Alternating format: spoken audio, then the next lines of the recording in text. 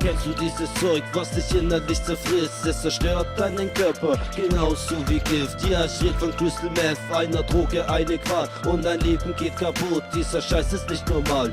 Kennst du dieses Zeug, was dich innerlich zerfrisst? Es zerstört deinen Körper, genauso wie Gift. Ja, ich red von Crystal Meth, einer Droge, eine Qual und dein Leben geht kaputt. Dieser Scheiß ist nicht normal.